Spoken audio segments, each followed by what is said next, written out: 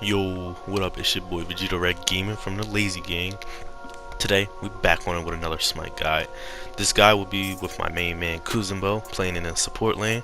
This is the second video on my new Smite guides and tips series. Stay tuned for more by dropping a like and click that bell notification. Anyway, let's get on to Kuzenbo's abilities. Kuzenbo's first ability is called NeNe Kappa. This ability is first a line attack, which slows for 20% and goes through minions. It can bounce on walls, and after it reaches the end or hits an enemy god, it will spawn a little NeNe that does 75 damage per hit at max level and has 45 health plus 20% of Kuzenbo's max health. It has a range of 70 units. Let's get on to the next ability. Kuzenbo's next ability is called Shell Spikes. At max level, it reflects 30% of his damage taken and removes 1.3 seconds from all of his cooldowns. Kuzenbo's third ability is called Sumo Slam. This ability doubles as both a dash and a grab. When dashing, Kuzenbo is immune to roots and slows. Upon colliding with an enemy, he'll push them along with him. As you see in the background gameplay, this ability hits for 200 and can hit an enemy god 3 times at most. If the god is pushed to a wall, it does do extra damage. Now let's get on to Kuzenbo's ultimate. His ultimate is called Watery. Kuzenbo goes into a shell and begins spinning. It increases his movement speed by a flat 45%, and enemies hit are knocked up and away by the current. He's immune to CC, he can move freely in all directions. This ability lasts for 2.1 seconds. Damage after the first spin, however, is halved, so keep that in mind.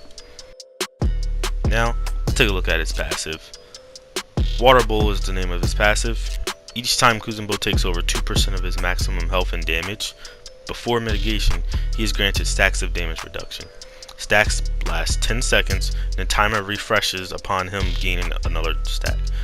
Stacks go up to a total of 15% damage mitigation, which is 1.5% per 2% of his health taken. If he is knocked up, grabbed, pulled, banished, or otherwise disrupted, the bowl does lose half of its stacks. Let's look at the pros and cons of playing Kuzenbo. Pros. At max level, his 2 reflects 30% of damage he takes.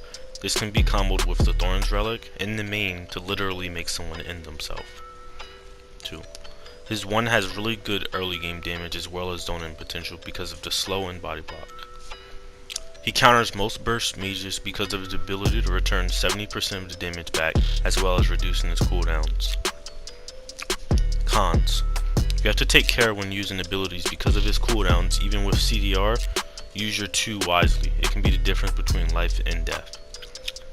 The hitbox on his 3 is iffy, and most times can be easily seen and baited. The best way to use it is to catch the enemy off guard, wrap around behind him, or blink in with the blink relic. His ultimate knocks enemies away but not up. Poor usage can screw you or your team over. Try to use it to hit them either into a corner or back towards your team and then combo with body blocks. Now, let's look at potential items you can build on Kuzenbo. Remember, these items are situational, so sometimes you'll want to build them, and other times you'll probably want to opt out of building them. Gauntlet of Thieves is a great item, especially for supports. It gives you defense and it gives you health. And it's also, you gotta keep in mind that it's the stacking item.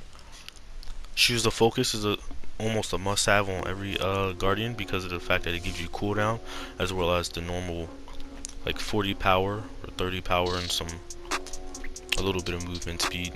Plus 10% cooldown helps.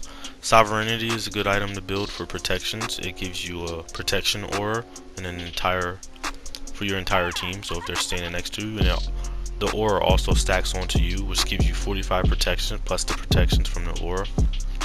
Void Stone is good in case you want a little extra damage on Kuzenbo.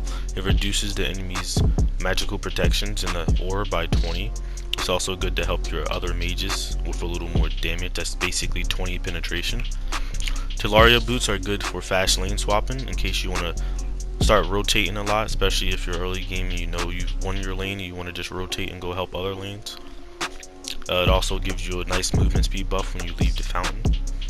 Hide of Urchin is good for the passive shield that you get after stacking it up 10 times, and also the protections you get after stacking it 10 times. Heartward Amulet is another team-wide aura item. It gives you magical protections. It stacks up for you too, because the fact that it gives you the protections from the base and then it gives you the aura protections. Relic daggers, something really good if you're thinking of running your thorns. If you want to run your thorns, you can use your thorns multiple times because this reduces the cooldowns of all your relics by 30 seconds. Stoner Guy is good for the passive 0.03 or 0.3 health regeneration, which can probably save your life, maybe not. Also gives you 15% regeneration when you're hit with certain CCs like knockups and stuns and roots, etc. Wing Blade is really good in case there's a lot of slows on the enemy team and you want to give yourself immunity to those.